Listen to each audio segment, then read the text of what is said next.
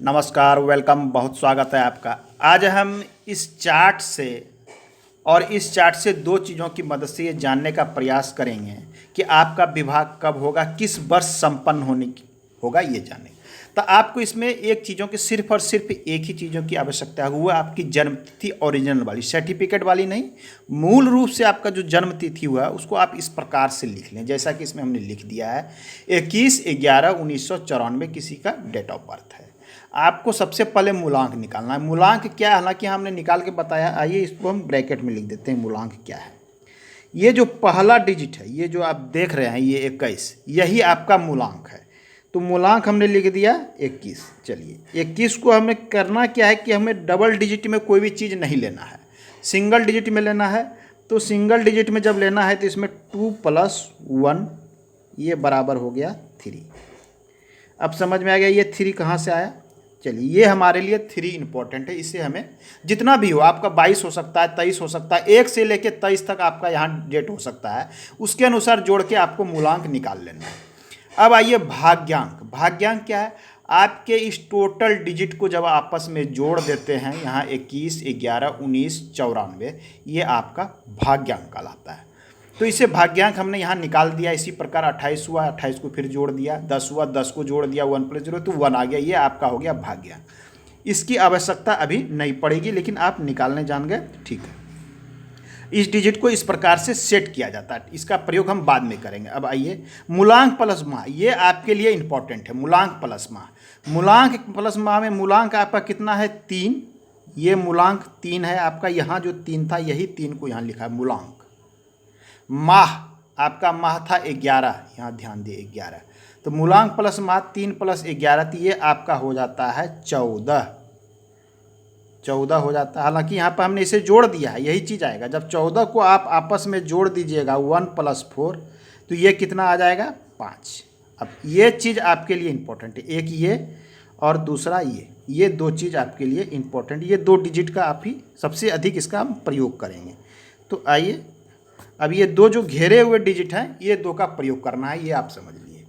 अब इसमें एक चीज़ हमें और निकालना है, विवाह मूलांक। ध्यान दें, हम यहाँ लिख देते हैं, यही इंपॉर्टेंट है। विवाह मूलांक, विवाह मूलांक या वर्ष। चलिए, यहाँ से हम विवाह मूलांक से विवाह मूलांक और उससे वर्ष निकालने का प्रयास करेंगे, किस प्रकार इसे निकाला जाता है। तो अब हम इसे चेक क्या करना है, सबसे पहले आइए हम चेक कर लेते हैं कि विवाह होने की संभावना किस प्रकार से बनती है। जिस भी वर्ष आपको ये चेक करना हो विवाह होने की संबंध में, मान लीजिए आप जानना चाहते हैं कि वर्ष 2024 में विवाह होगा या नहीं होगा, तो आप यहाँ वर्ष लिख दें 2024, लिख दिया आपने विवाह वर्ष। कि 24 में आपको चेक करना था, तो आपने यहाँ 2024 लिख दिया। इसमें आपको जोड़ देना है इस चीज़ को, विवाह मूलांक, विवाह मूलांक, मूलांक प्लस माह, इस चीज़ को, इस डिजिट को, जितना भी आपका निकलता है इसको जोड़ देना है। तो इस 5 को जोड़ देना है। इसके जोड़ने का भी वही रूल है जो सभी को हम जोड़ते थे। तो इसके रूल के अनुसार हम इसको लिख सकते हैं 2 + 0 + 2 + 4 + 5, इतना डिजिट आ गया। इसको पुनः हम यहाँ जोड़ दिए, 2 2 4, 4 8 5, 4 8 5 13, ये आ गया 13। जोड़िएगा सही से, थोड़ा सा मिस्टेक होगा तो गड़बड़ी आ जाएगी।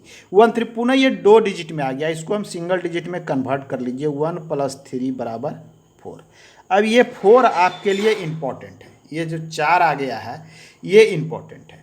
अब हम इसे देखें कि अब इस चार्ट का हम प्रयोग करेंगे। ये देखिए, अब इस चार्ट का प्रयोग करेंगे। इसमें चार्ट में 2 चीज़ें, मूलांक, विवाह मूलांक। तो मूलांक आपका कितना है? यहाँ पर से मूलांक यहाँ पर आपका 3 है, ठीक। विवाह मूलांक कितना निकला? विवाह मूलांक अभी हमने यहाँ 4 निकाला, विवाह मूलांक 4 निकाला, मूलांक 3 है। अब आइए इसके सामने, आप मूलांक 3 है तो इस मूलांक 3 को घेर दीजिए।